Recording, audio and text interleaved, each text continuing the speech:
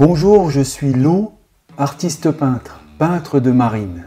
Aujourd'hui, le thème du Art Class Peindre avec l'eau, c'est comment monter votre exposition. Alors voilà, vous avez peint pendant un grand moment de l'année. Là, il est temps de présenter vos peintures. Alors, vous avez réalisé une affiche pour votre prochaine exposition de peinture. Il est temps donc d'emballer vos peintures pour les amener à la salle d'exposition. Alors l'idéal vraiment c'est d'avoir des sacs, des bons sacs en toile aux dimensions de vos différentes peintures dans lesquelles vous pouvez mettre une ou deux peintures. Moi dans les miens, je mets deux peintures à l'intérieur du sac, face contre face. Mais à l'intérieur du sac, il y a un tissu qui sépare les deux peintures. Il faut toujours bien protéger vos peintures quand vous les emmenez, quand vous les déplacez d'un point A à un point B. Donc c'est ça, vous avez trouvé un lieu d'exposition. Il faut charger votre voiture avec les peintures. Elles sont bien protégées dans leur sac. Il faut les ranger bien dans la voiture pour pas qu'elles s'écrasent, pour pas qu'elles se marquent. En général, les plus grandes en dessous et de plus en plus petits au-dessus.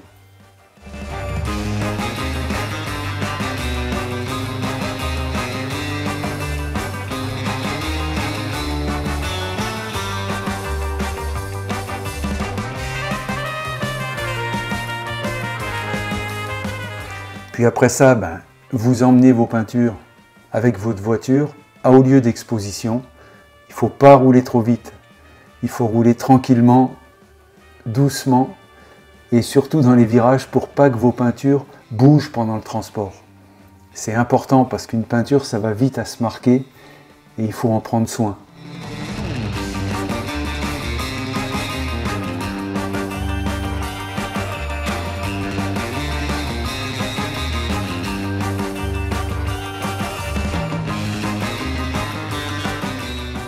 Une fois que vous arrivez à votre lieu d'exposition, ça va être pareil. Il va falloir rentrer les peintures dans le lieu d'exposition.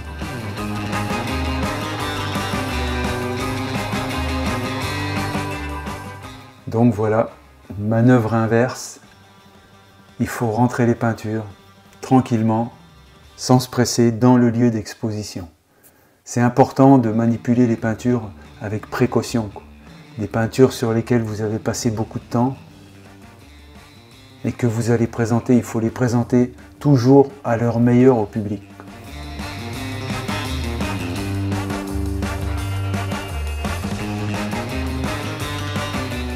Et c'est pareil, quand vous les rentrez, il faut toujours les poser dans le lieu d'exposition, souvent les plus grandes en premier, puis de plus en plus petites contre les plus grandes.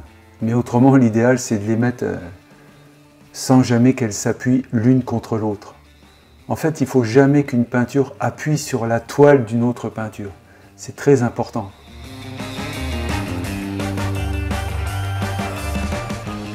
Une fois arrivé dans le lieu d'exposition, c'est toujours bien, si ça vous est possible, de préparer, d'avoir repéré avant d'exposer votre lieu d'exposition, d'y avoir été faire un tour, d'avoir mesuré peut-être les murs, d'avoir situé l'endroit des fenêtres et des portes. Et c'est bien de faire un plan pour savoir où vous allez exposer vos peintures, sur quel mur, comment ça peut se passer.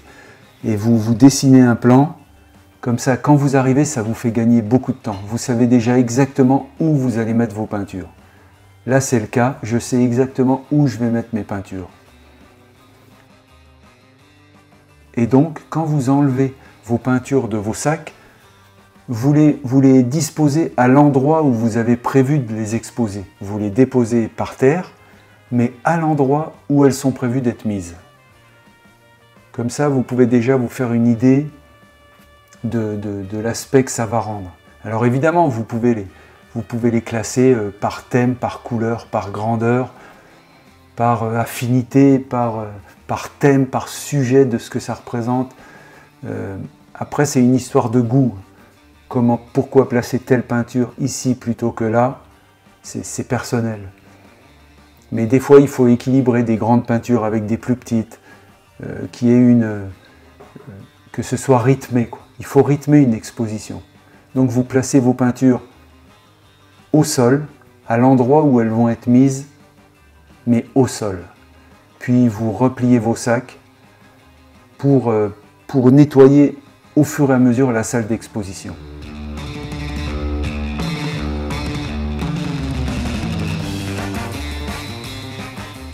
Parce que quand elles sont au sol, les peintures, on a déjà une idée. On voit si on a pu faire des fautes d'organisation. Et si il est encore temps de changer les peintures de place. Mais on s'aperçoit vite de ce que ça va donner déjà quand elles sont au sol. Puis il faut toujours ranger vos sacs pour garder toujours la salle d'exposition la plus propre possible, quoi.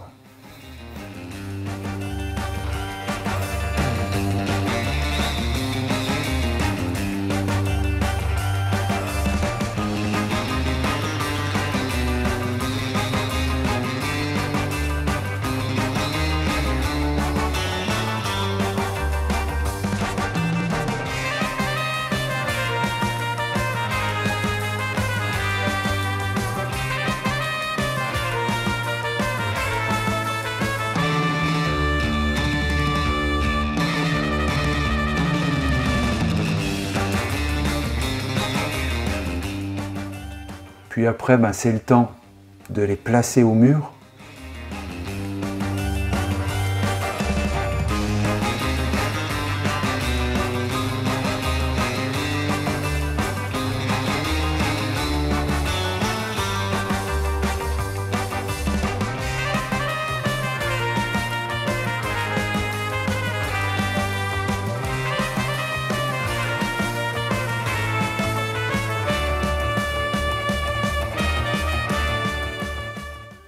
Rien n'empêche aussi de mettre des peintures l'une par-dessus l'autre, souvent les mêmes dimensions l'une par-dessus l'autre. On peut en mettre 2 ou 3. Souvent, si c'est des petites, on peut mettre 3 petites à côté d'une grande. Ça rythme.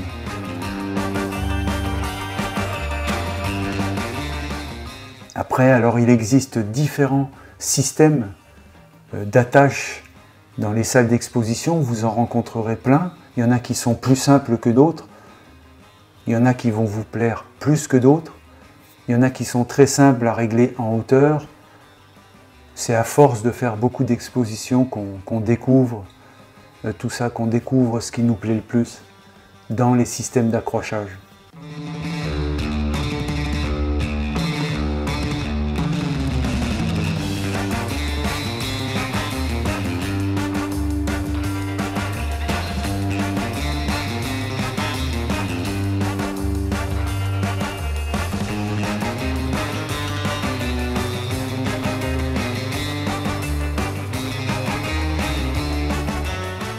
Une fois qu'on a mis toutes les toiles au mur, ce qu'il faut, c'est avec un niveau à bulles, c'est bien regarder qu'elles soient bien horizontales, quoi. Et là, patiemment, on les regarde l'une après l'autre, on les règle un petit peu en hauteur. Et surtout, qu'elles soient bien d'aplomb. C'est important, il faut qu'au coup d'œil, ça rentre bien, que ce soit super beau.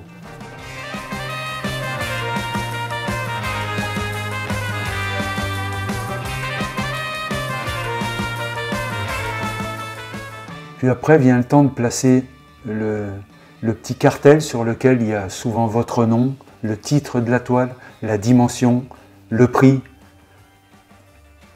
le moyen de vous joindre. Et ça, le petit cartel, en général, on le met à la limite de l'ombre, sur le côté droit de la toile, à la limite de l'ombre, en dessous de la toile. Donc sur le côté droit de la toile, juste en dessous de l'ombre. C'est vrai qu'il y a les éclairages aussi qui ont été réglés avant de mettre les cartels pour que l'ombre soit définitive. Et là, on place tous les cartels. C'est pareil, les cartels, c'est important qu'ils soient beaux, si possible imprimés, bien lisibles, et qu'il y ait tous les renseignements nécessaires pour que les gens puissent vous contacter, puisse tout de suite savoir le prix, savoir si c'est une acrylique ou une peinture à l'huile sur toile ou sur papier ou une aquarelle. Il faut vraiment marquer tous les renseignements nécessaires pour que les gens sachent ce qu'ils regardent. Puis après, une fois que votre exposition est installée dans la salle d'exposition, ce qu'il faut, c'est en parler. Donc, en général, il faut essayer de dire aux gens où ça se trouve, les heures d'ouverture, d'avoir fait une affiche où vous représentez l'endroit ou le thème de votre exposition, puis faire un petit film ou des photos, des vidéos que vous mettez sur les réseaux sociaux, sur votre site internet, sur YouTube, sur tous les endroits possibles et inimaginables. Une vidéo qui donne envie aux gens d'aller dans votre expo, c'est très important. Il faut communiquer avant et pendant souvent, pour que les gens viennent le plus possible. Puis après, ne pas hésiter à parler, à aller dans votre exposition pendant qu'elle a lieu et à parler avec les gens. Écoutez ce qu'ils vous disent, puis leur raconter ce que vous faites, votre technique, la manière dont vous peignez, la manière dont vous voyez votre art. Et puis voir ce qu'ils disent de votre art, comment ils reçoivent votre art, votre peinture. C'est important de communiquer. Avant, pendant, après. Et surtout de toujours faire des photos, des vidéos, des textes, en parler, que ça se sache. Parce que l'exposition, c'est quand même le but ultime. On peint, c'est pour être exposé. Et en général, c'est dans les expositions que les peintures se vendent. Puis après, rien n'empêche de faire une vue en 360 pour que les gens qui ne peuvent pas venir à l'exposition puissent quand même la voir de n'importe où sur la planète, de faire une exposition virtuelle.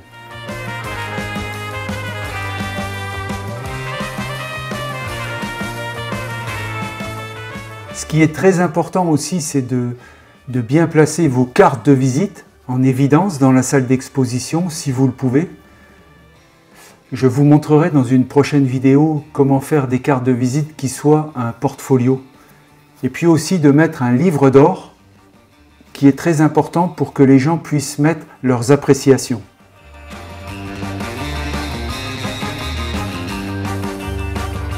Puis votre affiche, très important, l'affiche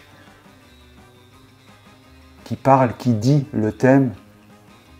Voilà, je vous remercie beaucoup d'avoir suivi ma vidéo.